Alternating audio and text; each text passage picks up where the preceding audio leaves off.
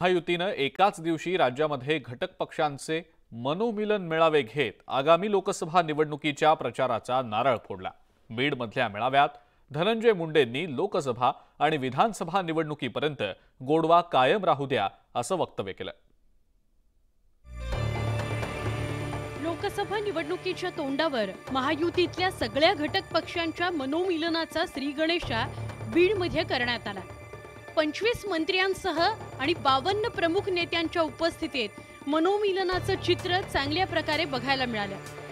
मात्र मेळावा सुरू होण्याच्या आधी गोपीनाथ मुंडेंच्या समर्थकांनी घोषणाबाजी केली, कारण व्यासपीठावरील बॅनरवर स्वर्गीय लोकनेते गोपीनाथ मुंडे यांचा फोटोच नव्हता।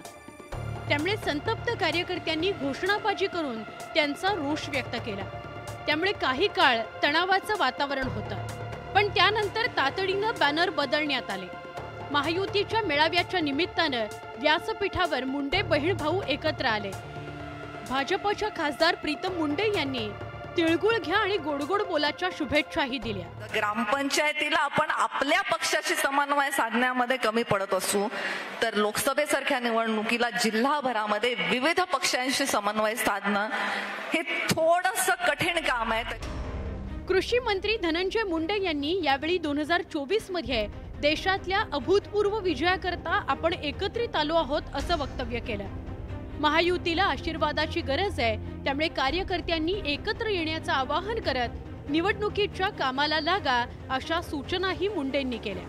हे ओझं मी माझ्या खांद्यावर याच्यासाठी घेतलंय की बीड जिल्ह्याचा इतिहासामध्ये याच्या अगोदर अनेक आघाड्यांनी आपण निवडणुका जिंकल्या, पण ही निवडणूक अशी दाखवायची आहे की दिल्लीनं सुद्धा या बीडच्या ऐतिहासिक विजयाची नोंद घेतली पाहिजे। एवढा ऐतिहासिक विजय। लोकसभा निवडणुकांचं आव्हान लक्षात घेऊन शिवसेना, अजित पवार गट आणि भाजपनं मित्र पक्षांच्या कार्यकर्त्यांमधील संभ्रम दूर केला। महायुतीच्या कार्यकर्त्यांचं मनोमिलन झालं असल्याचं त्यांनी दाखवून दिलं। मात्र राज्य पातळीवर नेत्यांचं मनोमिलन झालं असलं तरी स्थानिक पातळीवर कार्यकर्त्यांमध्ये सगळं काही आलबेलंय असं मुळीच नाही। आता तिळगुळाचा हा गोडवा लोकसभा निवडणुकीपर्यंत कायम राहील का हे लवकरच स्पष्ट होईल। बीडहून सुरेश जाधवसह bureau report, news 18 Lokmat. Kawade sir आमच्या सोबत